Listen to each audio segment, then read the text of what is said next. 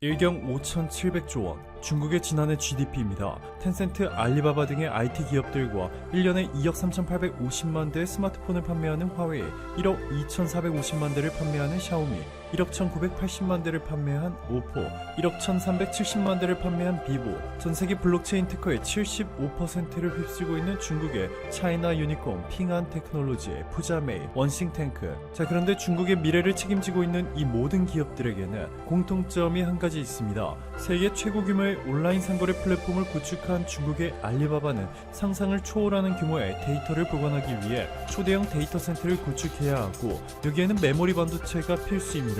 스마트폰을 만들어 판매하는 화웨이, 샤오미, 오포도 메모리 반도체를 필수적으로 넣어야 하고, 블록체인 개발 또는 가상화폐 채굴 기업이 사용하는 채굴기에도 디램 메모리 반도체가 사용됩니다. 자, 그런데 여기 독일의 데이터 회사 스태티스타가 공개한 자료에 따르면 전 세계 디램 메모리 반도체의 70%를 한국의 삼성전자와 SK하이닉스가 차지하고 있고, 25%를 미국의 마이크론이 담당하고 있습니다. 중국의 경제 성장을 이끌고 있는 IT 기업들이 한국이나 미국에서 메모리 반도체를 사지 못하게 되면 모든 사업이 멈춰버리는 대재앙을 맞을 수 있다는 뜻입니다. 이 때문에 중국은 지난 2015년 당시에 19.3%의 프리미엄을 얹은 26조 원을 지불하고 미국의 마이크론을 인수하려고 했지만, 중국으로의 기술 유출을 우려한 미국 정부는 이 메가딜을 막아버렸습니다. 결국 시진핑 중국 국가주석은 자신의 모교이자 중국 최고의 대학 중 하나인 칭화대가 세운 국유 반도체 회사 칭화 유니그룹을 통해 메모리 반도체를 직접 생산할 것이라 천명했습니다. 더 이상 중국은 한국의 삼성전자나 SK하이닉스, 미국의 마이크론에 의존하지 않겠다는 것인데요. 이를 위해 중국은 170조 원을 칭화 유니그룹에 투입했습니다. 중국의 이러한 천문학적인 투자 계획이 공개된 날 하루 만에 삼성전자의 주가는 마이너스 3%, SK하이닉스는 마이너스 6% 넘게 하락했습니다. 투자 규모만 들었을 때 너무나 위협적이었죠. 자, 그런데 최근 놀라운 소식이 하나 전해졌습니다.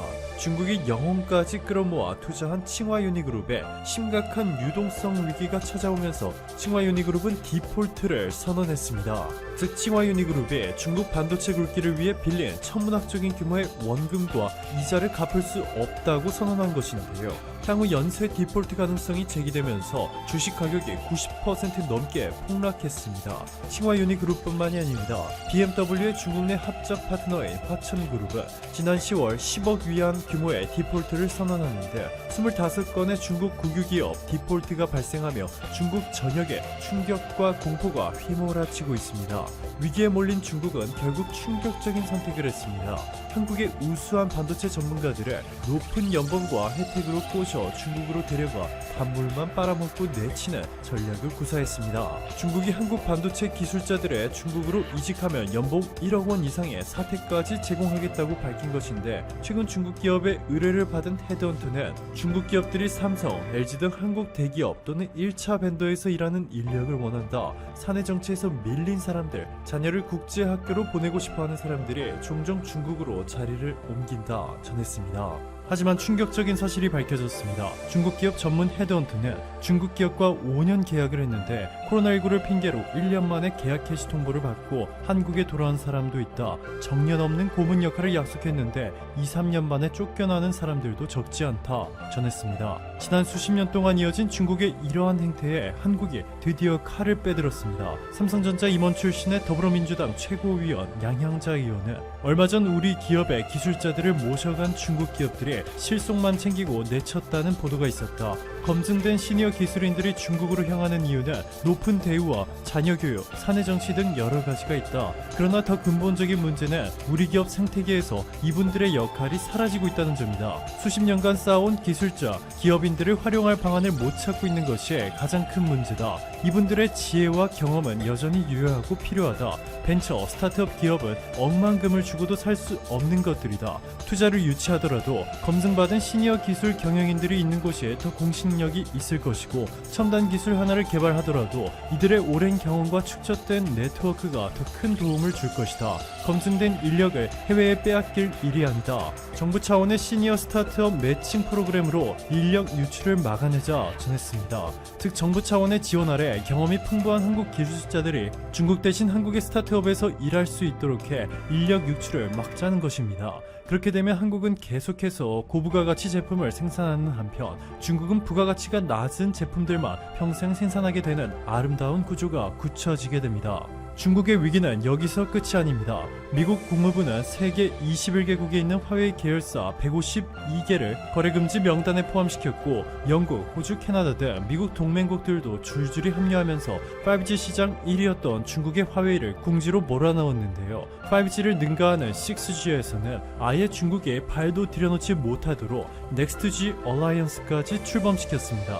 넥스트G 얼라이언스는 미국인 마이크로소프트와 페이스북, 버라이즌, 퀄컴 등 미국 최고의 테크 기업들과 한국의 삼성전자, 스웨덴의 에릭슨이 포함된 6G 개발 협력 체제입니다. 미국 혼자만의 힘으로는 불가능하기 때문에 세계에서 가장 먼저 5G를 상용화시킨 한국, 그리고 통신 기술의 강국 스웨덴과 손잡고 세계 주도권을 잡겠다는 것입니다. 일본의 니케이는 6G는 5G보다 10배 이상 빠르다, 인구당 10배의 기지국이 필요하다, 일본의 10억 개, 전 세계적으로 최대 1000억 개의 6G 기지국이 필요할 것이다, 한국의 삼성전자와 중국의 화웨이가 선두를 달리고 있다 보도했고, 스웨덴 사이언스 이노베이션은 한국이 과감한 투자를 통해 세계 6G 시장을 이끌어갈 것이다, 한국 정부는 이미 공식적으로 6G 기술에 대한 본격적인 준비를 시작했다, 2030년이며 6G 기술 상용화가 이루어질 것으로 기대하고 있다 전했습니다. 중국이 반도체에 이어 5G와 6G까지 한국의 주도권을 빼앗기게 된 것이죠. 결국 중국은 한국을 따라잡기 위해 일본과 손잡는 최후의 선택까지 하게 되는데요. 중국의 BYD는 일본의 히노이와 손잡았고, 중국의 텐센트는 일본의 마리오, 중국 사천미디어 대학은 일본의 소니와 중국의 CITIC는 일본의 이토츠와 협력을 통해 세계를 리드하고 있는 한국 대기업들을 앞지르려 시도하고 있습니다. 이뿐만이 아닙니다. 중국의 백신도 큰 문제가 생겼습니다. 중국이 그토록 자신만만해하던 시노팜의 코로나19 백신, 중국 매체 관찬 뉴스에 따르면 이미 100만 명에 달하는 중국인이 시노팜 백신을 투약받았는데요. 13억 중국 인구를 완전히 발칵 뒤집히게 만든 소식이 하나 전해졌습니다. AFP 통신에 따르면 페루 국립보건원은 페루의 임상시험 참가자 중 한 명이 중국 시노팜의 백신을 투약받은 뒤 팔을 움직이지 못하는 증상을 보여 임상시험을 즉각 중단시켰다고 밝혔습니다. 페루 국립보건원 수석연구원은 기자회견을 통해 시험 참가자 중 한 명이 길랑발의 증후군에 해당하는 신경학적 증상을 보였다 설명했습니다. 길랑발의 증후군은 유도된 항체가 말초신경을 파괴시켜 마비를 일으키는 무서운 신경계 질환으로 주로 팔다리의 통증과 마비를 일으킵니다. 성인 100만 명당 10건 정도로 매우 희귀한 질환인데도 이번 임상시험자의 결과로 중국인들은 충격에 휩싸였습니다. 오늘도 감사합니다. 최고로 멋진 하루 보내시길 바랄게요. 미국 대통령 선거가 끝난 지 3주가 지났습니다. 바이든 민주당 후보가 승리 선언을 한 지도 16일이 지났죠. 드디어 트럼프 대통령이 사실상의 백기를 들었습니다. 대선이 아직 끝나지 않았다고 주장하시는 분들도 많은데요. 미국 정계가 실제로 돌아가는 상황을 정리해드리겠습니다. 우선 트럼프 대통령이 제기한 소송에 관한 부분을 언급해야 합니다. 바이든 당선인은 지난 24일 경합지역인 펜실베니아와 네바다주에서 최종 승리했다는 판결을 받았습니다. 트럼프 대통령은 계속해서 패배 결과에 굴복하고 있지만 조지아, 미시간주까지 승리 인증이 잇따르며 바이든 당선인이 법적인 당선 신분을 점점 굳히는 분위기입니다. 이에 트럼프 대통령은 바이든 당선인 측이 정권 인수를 위한 절차를 시작할 수 있도록 협조하라고 연방충무청, GSA와 백악관 등에 지시했습니다. 이는 트럼프 대통령이 공식적으로 지시한 것입니다. 에밀리 머피 GSA 청장은 바이든 당선인에게 서한을 보내 이렇게 전했습니다. 트럼프 행정부는 정식으로 인수인계 절차를 시작할 준비가 돼 있다. 해당 서한은 트럼프 행정부가 바이든의 대선 승리를 인정하는 공식적인 첫 번째 조치가 되었습니다. GSA는 이 연방 조달기관으로 모든 연방기관 및 활동을 지원하고 있습니다. GSA가 승리를 공식으로 승인해야 새롭게 들어서는 행정부는 정권 인수인계를 공식적으로 할 수 있습니다. 그동안 머피 청장이 승인을 미뤄서 바이든 측이 정권 인수인계를 시작하지 못했습니다. 따라서 이번에 승인을 했다는 건 대선이 사실상 끝났다는 것이기도 합니다.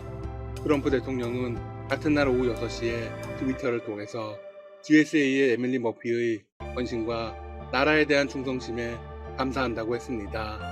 이어서 우리나라의 최대 이익을 위해 에밀리와 그 팀이 원래 프로토콜에 맞게 해야 할 일을 하라고 공고했다고 말했습니다. 네, 인수인계 지시를 공식적으로 인정한 것이죠. 이어서 확실하게 못을 박았습니다. 내 팀에게도 그렇게 얘기했다. 바이든 팀에 협조하라고 지시했다. 물론 트럼프 대통령이 대선 패배를 완전히 인정한 것은 아닙니다. 트윗의 마지막에서 우리는 계속해서 좋은 싸움을 할 것이다. 우리가 이길 것이라고 믿는다며 승복할 의지가 없음을 분명히 했기 때문입니다. 하지만 인수인계를 지시했다는 건 사실상 패배를 인정한 것이 맞습니다. 모든 글로벌 전문가들의 분석도 동일합니다. 정권의 인수인계를 인정한다는 것을 승복으로 풀이하고 있죠. CNN 방송에 출연한 한 전문가는 정식 승복은 아니지만 어쩌면 우리가 트럼프 대통령으로부터 볼 수 있는 승복에 최대한 가까이 간 것일 수 있다고 말했습니다. 트럼프 대통령은 자신의 임기를 좀 멋있게 마무리하고 싶은 것일지도 모릅니다. 그 증거로 트럼프 대통령은 지난 24일 백악관 브리핑룸에 느닷없이 나타나 예정에 없던 발표를 하고 사라졌습니다. 딱 1분 동안 말이죠. 미리 공지된 일정은 아니었습니다. 이메일로 급하게 잡은 것이었죠. 트럼프 대통령은 뉴욕 증시 다우존스 30 산업평균 지수의 3만 고지 돌파를 자찬했습니다. 트럼프 대통령은 다우지수가 사상 처음으로 3만 고지를 돌파한 데 대해 역사상 가장 높은 것이라고 지켜세웠습니다. 미국 대선이 사실상 끝났다는 두 번째 증거는 바이든 인수위원회가 홈페이지 주소를 변경한 것입니다. 닷컴으로 끝나던 홈페이지 주소를 행정부 .gov로 변경해 정부기관으로서 지위를 확보했습니다. 이 역시도 GSA 청장의 공식 승인 이후입니다.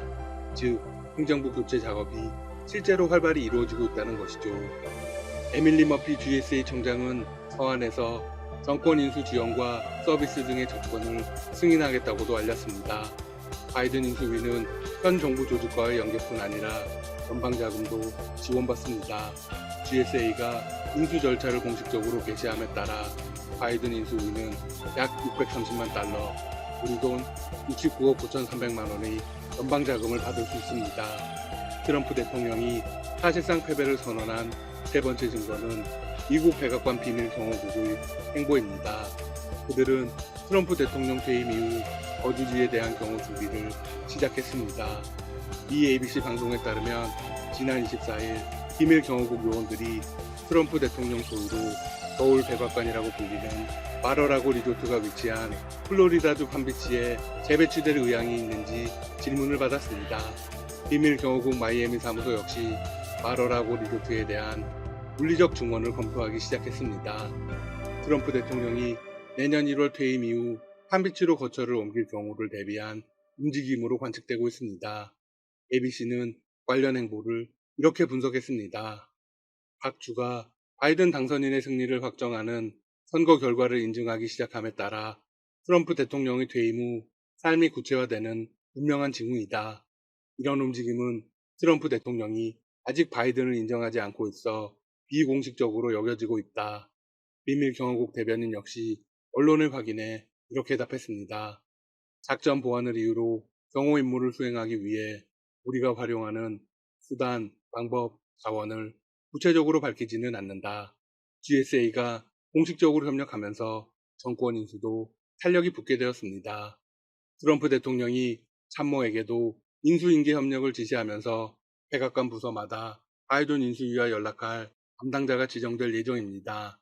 차기 행정부와 소통을 강화하고 정보 등을 공유하는 공식 통로가 생긴 것이죠.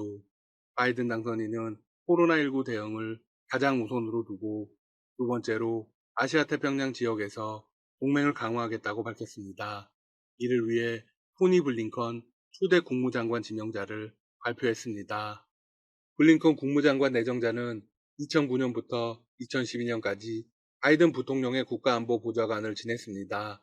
2015년부터 2017년까지 국무부 부장관으로 북핵 대응 등 다양한 한미 현안을 조율했습니다. 현재 한반도의 정세를 잘 알고 있는 인사입니다. 바이든 당선인이 아시아 태평양 지역을 먼저 언급한 중심에는 한중일이 있을 겁니다.